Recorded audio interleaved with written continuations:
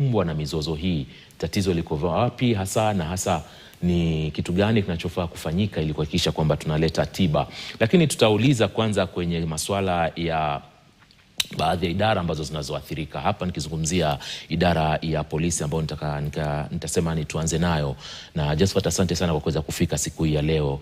Wewe bila shaka umesomea hii kazi na ni mtaalamu wa hii kazi, lakini kwa bahati mbaya kama vyombo vya habari tumeweza kuripoti mara nyingi sana waathiriwa, hususan upande wa maafisa wa polisi, maafisa wa jeshi na maafisa wengine wakuu serikalini ambao pia wanaathiriwa na matatizo haya ya afya ya akili. Hivi upande wa polisi tatizo ni lipi hasa mpaka inapelekea afisa anajiua ama anaua familia na pia mwenyewe kujichukua uhai wake na kadhalika? Huwa kumetokea nini mpaka inafikia hapa? Asanti sana Bwana Manso. Kitu ya kwanza ningesema, unajua ukifanya katika zile takrim tukisiangalia, tunaangalia kwamba kuna wale watu ambao wako na hali ya juu kupata magonjwa ya kiakili kwa sababu ya kazi zao. Unapata polisi wako kwa hiyo group. Ni kwamba polisi ni binadamu kama mwingine. Ndio.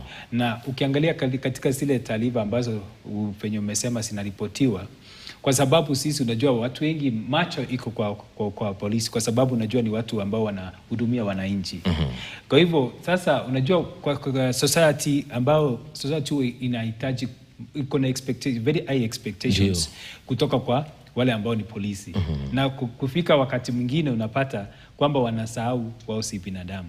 Ni kwamba kusema polisi katika ile kazi yao ambao wanafanya ni kazi ambayo ni ya kipekee, na kazi ambayo inafanya wanatoka kutoka familia zao, wanaenda kutumikia nchi mbali na familia zao. Hiyo ni kitu unapata inachangia. Na kitu kingine pia ni kwamba wanapolisi unapata kwamba wao katika ile kazi zao wanafanya huwa sina expose kupata hii magonjwa ya kiakili. Ni kwamba unapata polisi tuseme ameamka asubuhi akaenda kazi, kwenda kazi huku pengine anaenda kulokota, tuseme ni maiti amekufa, anaenda kumlokota. Yeye hiyo pia inaweza muadhiri kiakili, kwa sababu unaona hiyo ni trauma. Na pia unapata kwamba benye ako pale yule polisi pia ako na familia. Migogoro katika jamii hii haiwezi epuka, kwa sababu yeye ni polisi. Familia kwake migogoro haiwezi toka. Ndio unapata kwa sababu hawakai na familia, migogoro ndio unapata iko sahihi. Na kwamba sio hivyo peke yake, wao ni binadamu. Kama tukisema kwamba ni madawa ya kulevya, wao ni binadamu, wanaishi na binadamu wengine. Madawa ya kulevya unapata kwamba ile kwa sababu hawako karibu na familia, na wakati mwingi unapata wengine wale ambao hawawezi kuwa na nidhamu ya kusimama bila kutumia madawa ya kulevya, unapata kwamba hii ndio vitu unapata inasababisha. Lakini kitu ningezungumza ni hivi, kama idara ile kitu, ugonjwa wa kiakili ni ugonjwa wa binafsi. Na kwanza kama wewe ni mwanapolisi, ile kitu iko si kwamba nchi imenifanyia nini, si kwamba serikali imenifanyia nini. Ile kitu mimi huwa nasungumzia wanapolisi, nawaambia kila wakati nikiwa kwa mikutano ni kwamba ile mimi kazi yangu niko nayo kubwa ni kuchunga mwili wangu. Na ile kuchunga mwili wangu nimeipeana katika taifa, nitumikie taifa. Lakini ikifika jioni, ikifika baada ya miaka 60 nitarudi nyumbani. Swali ni kwamba nitarudi nyumbani nikiwa na afya, ama nitarudi nyumbani nikiwa kama nimeumia ama nimepoteza fahamu zangu. Kwa hivyo ni jukumu la kila mwanapolisi kuhakikisha kwamba yeye amejikinga. Na kama iko shida, nimekwambia ni kwamba kazi yetu inatu expose. Lakini si kwamba wewe mwenyewe usisahau. Ukisisahau utapotea. Na kitu kingine ningeweza kuzungumzia pia, tukaweze kumuongelesha yule ambao ni polisi, ni kwamba katika hii kazi zetu unaweza patana na vitu ambazo vinaleta magonjwa ya kiakili. Lakini pia ukitaka pia tukiweza, kama hizi cases kwa polisi siende chini, ndio watu waache kuuana, ni kwamba tujue kwamba uhamasisho ambao tunafanya kwa hii mwezi. Na uhamasisho kama katika huko katika kwa service yetu huwa unaendelea, ni kwamba ule mwenye akiona kama kuna ile signs tutaongelea ambazo zinasababisha yeye akafanye tendo ambalo la kujiua ama kuua mwingine, wacha akimbie katika vituo vyetu. Katika kama idara tuko na wanasaikolojia, ningependa wale wanapolisi watumie kwa njia ambayo inafaa. Bado tukiwapo kwenye huduma, the National Police Service ambayo unahudumia pia, labda wewe unatoa usaidizi gani kuhakikisha ama kusaidia wale maafisa ambao wameathirika? Asante. Mimi katika ile yenye ningeweza kuambia ni kwamba kama umejua, tuseme kwamba kuna vitu mbili ningependa kutaja. Zile ambazo ni ambazo ile inaleta magonjwa ya kiakili. Kama ukiona usingizi, umekosa usingizi, ukiona kwamba inafika wakati mwingine wewe mwenyewe uwezi fanya kazi, lazima uko na low concentration, inafika kwamba wewe mwenyewe kazi, ukiona kwamba umepoteza tumaini la maisha, ikifika wakati mwingine kukaa na wengine umeanza kukasirika, ambao ni kukasirika isiyo ya kawaida. Hii ni vitu ambayo inachangia kwamba tafuta wanasaikolojia wale ni polisi, ama tafuta wale wanasaikolojia ambao si wana polisi wakaweze kusaidia ili ukapase kupata huduma, na tuepuke mambo ya visa ambapo tunapata kwamba hii ugonjwa unaturemea mpaka tunaleta mauaji. Asante sana afisa, nitakupa muda tena utuongelee zaidi katika idara yenu, manake ni mojawapo ya changamoto kubwa ambayo iliyoko hivi sasa. Lakini Boaz, upande wako umemsikia vile amezungumzia matatizo ambayo yanaathiri sana idara ya polisi. Nataka nikupeleke kwa upande mwingine. Ametaja matatizo kama kibiolojia na mengine ambayo mliyataja pale awali kabla ya kuingia kwenye hiyo case study ya polisi. Naomba tuingie katika swala la imani. Je, kurogana, kurushiana kamote pia inachangia kuwepo kwa hizi changamoto za afya akili? Wacha niseme hivi.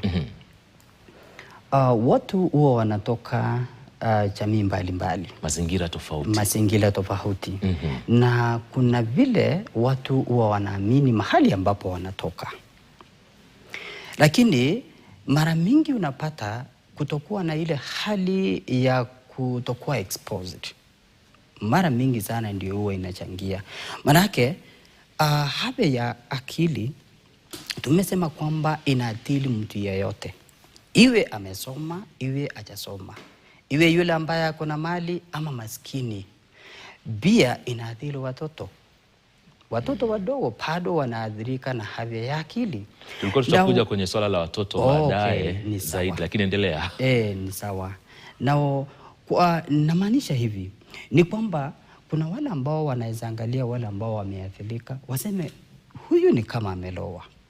Ndio maana nataka kuiweka kwa wazi kwamba haiadhili wale ambao hawana pesa ama maskini peke yao, inadhili watu namna exactly. Now, ni vizuri pia mtu kujiangalia venye mwenzangu amesema kwamba wewe mwenyewe ujue hali yako ya kiafya iko aje. Ukisikia ni kana kwamba kuna mambo yenye haiendi vizuri, ni vizuri kutafuta usaidizi. Manake jamii inaweza kuwa inaangalia mtu inasema kwamba familia fulani inakaa ni kama imelowa. Ukianzia kwa ndugu mkubwa hadi ndugu mdogo ni kama wako na matatizo ya kiakili. Tumesema kwamba one of the causes ni biological causes. Ndio. Na mara mingi nataka uangalie zile familia. Najua kwamba unatoka ushago mahali fulani, unapata kuna familia watu wote wamesoma kwa familia vizuri sana. Na mara mingi sana watu wenye wanaathirika na afya ya kiakili unapata wamesoma. Si hata ni maskini si kwa akili sana. Wamesoma. Na unapata kuna mtu ambaye ni ndugu mkubwa kwa mfano katika hiyo familia anakunywa pombe. Mwingine hivyo hivyo. Ama unaweza pata familia yote wanakunywa pombe. So hao wengine wakiwaangalia wanasema kwa vile hawa walifanikiwa kuenda shule wakasoma, wameangaliwa vibaya, wamelowa. Sasa familia inaanza kuangalia kutoka upande huo. Lakini tukiangalia kisaikolojia ni kwamba kuna sababu ambazo zinaleta athari za afya ya kiakili. Si kulowa tu, na sisi hatuamini mambo ya kulowa ikifikia afya ya kiakili. Tunaangalia mahali ambapo mtu amelelewa. Manake kuna familia zingine ndio huenda ikawa hawajiwezi namna moja au nyingine. Tumesema kuna sababu ambayo inasababisha umaskini. Ndiyo. Mahali ambapo mtu amelelewa, unapata watoto wakiwa wadogo sana huwa wanapewa majukumu ambayo ni ya wazazi, kulea watoto ambao ni wadogo. Leo unapata mtoto ambao maybe ni first born ndiye anapewa lea hao wengine, anaambiwa ningependa utoke utafute pesa. Mzazi hajui mahali ambapo anatoka. Ndiyo. Hiyo pia tunaionanga hata huku Nairobi. Ndiyo. Mtoto anaambiwa enda ukatafute pesa. Hao watoto unapata mara mingi hawaendi shule, na katika hiyo hadi wanapewa majukumu ambayo si yao, inaadhili afya yao ya kiakili. Nao hizi familia ambazo ziko sawa zikiangalia zinasema hawa ni kama wamerowa, hawa ni kama waliendewa vibaya. Lakini ukiangalia vizuri, kifuatilia historia, unapata ni kana kwamba mahali hii mazingira, mahali ambapo hawa watoto wamelelewa ndio imechangia zaidi katika hali yao ya kiakili. Na ni vizuri tu kusema wazi kwamba wazazi wako na jukumu kubwa sana kuhakikisha kwamba watoto wao hali yao ya kiakili iko sawa. Ndio kunaweza kuwa na matatizo kama hao. Wanakaa tu chini kidogo, wanasema hali ya uchumi inatusonga. Ndio. Lakini ni vizuri kudhibiti hiyo hali, kwamba jaribu tu kuambia mtoto hata kama tuko katika hali hii mambo itakuwa sawa. Ndio wakati mtoto anakuwa anajua kwamba kuna uwezekano mambo yatabadilika, hayatabakia jinsi yalivyo. Vyema kabisa kwa ushauri huo, lakini naomba bado tubakie kwenye swala la familia ambalo umelieka sasa. Tukiangazia imani ambayo labda inachangia ama haichangii katika afya ya akili. Je, kuna uwezekano mtu anaweza zaliwa akiwa tayari ameathiriwa, mtoto anaweza zaliwa akiwa tayari ameathirika akili? Niseme kwamba kuna uwezekano. Na ndio maana huwa tunasema kwamba mama akiwa mjamzito ni vizuri angalie afya yake ya kiakili. Kuna wamama unapata huwa wanakunywa pombe wakati wa mjamzito, na hiyo pombe inaathiri yule mtoto ambaye amepepa. Kuna wale ambao wanapitia stress, msongo wa mawazo. Inaweza kuwa familia ijiwezi, ama tuseme kwamba bwana yake kuna vile anampeleka vibaya. Ndiyo. Katika hali ya kinyumbani. Kuna migogoro hapa na pale. Hiyo pia inachangia. Manake mama akiwa hali sawa ya kiafya, kuna uwezekano mkubwa sana kwa kuzaa mtoto ambao hako hali nzuri ya kiafya. Na ujue kwamba kuna watoto ambao wanazaliwa au highly vulnerable kwa matatizo ya kiafya ya kiakili. Lakini wakati wanapokuwa, si wote wanaathirika na hali kama hiyo yenye tunasema matatizo ya kiakili. Manake wale ambao wako highly vulnerable, wakiexposiwa katika trauma ama anxiety, ile hali ambayo ilikuwa imejificha inatokezea. Na unapata mtu ameathirika vibaya sana. Lakini kuna wale ambao wanazaliwa ndio wako highly vulnerable kwa matatizo ya kiakili, lakini wakati wanapokuwa kwa mazingira ambayo ni pola, wanakuwa wakiwa salama. So wakati mama ako mjamzito, zile chakula zenye anakula, hiyo pia inachangia. Maanake kuna wenye wanasema mimi hata ni chips peke yake. Na pia na tu mfano, kuna zile chakula ambazo zinaweza athiri afya ya akili ya mtoto ambaye atakuja kuzaliwa. Ni vizuri pia mtu angalie lishe. Jambo lingine ni vizuri pia wakati mama ako mjamzito, angalie jinsi anavyopumzika. Kulala pia inaathiri. Manake ikiwa mama yeye mwenyewe ako na msongo wa mawazo, kuna percentage kubwa sana ya kuadhiri yule mtoto ambaye amepepa. Tutaendelea na hiyo, labda naomba kuchukua maoni pia ya Japheth kuhusiana na swala hili la iwapo kuna watoto ambao labda wanazaliwa wakiwa tayari yani wameshaathiriwa akili ama mwendazimu kabisa. Asante. Kabla sijaingia hapo, kuna swali ulikuwa umeuliza mwenzangu ambalo ni dhana potofu za magonjwa ya kiakili. Ningependa kuzungumzia tukamana na imani zetu sisi, mna jamii ambazo tunazotokea. Katika uhamasisho katika siku ya leo, ningeweza kuzungumzia hivi: uchawi ama kulowa ni dhana potofu. Nataka wale ambao wanatuangalia wajue kwamba ugonjwa wa akili ni ugonjwa kama ugonjwa wengine, na unahitaji wale ambao wamesomea, ni ugonjwa ambao unaletwa na kisayansi. Kwa hivyo sio uchaletwa na uchawi. Kwa sababu hii ndio, kwa sababu tuko na imani potofu, ndio maana unapata watu wengi sahii wako nyumbani hawachaangaliwa. Unapata ndio umezungumzia mtu kuwa wazimu, anakuwa wazimu kwa sababu tunapata ya kwamba kama mtu amekuwa mgonjwa wa kiakili, ukaweze kuangaliwa mapema, huu mtu anaweza fanya kazi kama mwingine na hauwezi muadhiri kabisa mpaka ifike mahali anaweza kuwa anatembea kwa hiyo ni mtu mwenyewe tu ajitokeze na atoke katika mazingira yale, aanze kufanya bidii yake ya maisha ili akili yake irudi sawa. Yes, lakini ningesema kwamba unajua mtu, tunasemanga hivi kama sisi wana saikolojia, mtu mmoja akiwa ni mgonjwa ambaye ako na ugonjwa wa kiakili katika familia, watu wote ni wagonjwa katika familia. Manake kivipi? Namaanisha kwamba mtu ugonjwa wa kiakili ni ugonjwa ambao unachukua muda mwingi sana, na unachukua pesa unachumutaisa na mtu kwa wakati mingi. Kwa hivyo nimesema hivi, si mtu peke yake achiangalie. Inaweza kuwa mtu ameathirika namna yeye mwenyewe hawezi enda hospitali. Kwa hivyo ni jukumu la familia, ni jukumu ya wale ambao wanakaa katika jamii. Wahakikishe kwamba wale wako katika jamii, wale ambao wako na shida za kiakili, tumeweza kuzungumzia ile ni vipi unaweza jua mtu ako na ugonjwa wa kiakili, wachukue hao watu wapeleke katika hospitali wakaweze kusaidiwa. Tuje kwenye mama ambaye ni mjamzito na mtoto. Asante. Mtoto anasasaliwa akiwa na ugonjwa wa kiakili.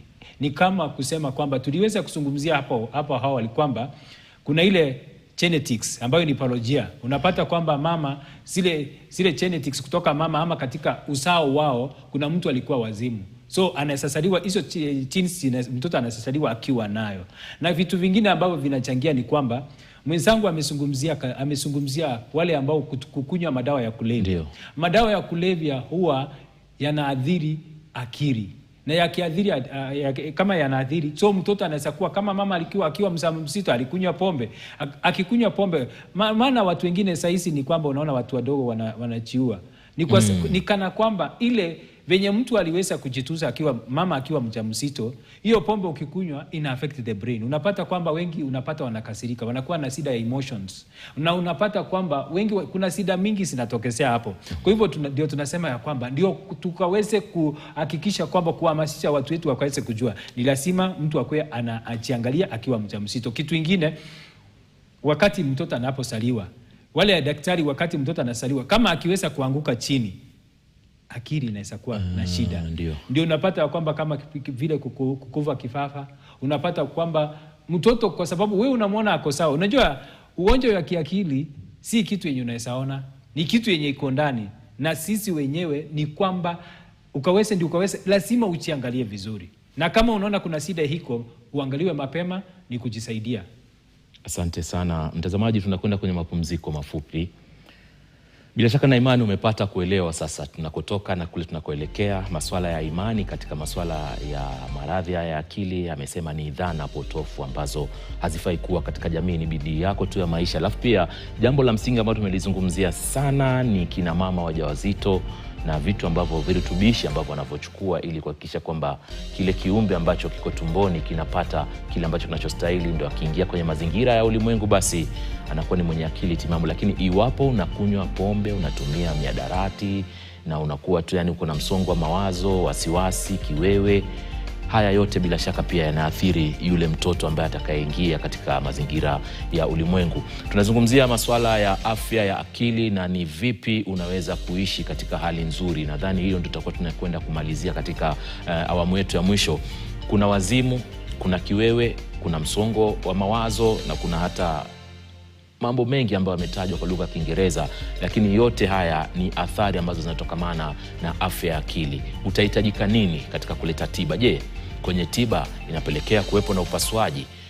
Tulia hapo hapo, watakuja kutuelezea katika kumalizia mjadala wetu. Tunakwenda kwenye pumziko fupi tu, lakini tutarudi tuje tuangalie tiba na ipi njia halisi ambayo unaweza ufaa kufanya wewe kama binadamu ili kuhakikisha kwamba afya yako akili ni salama. Usiende mbali.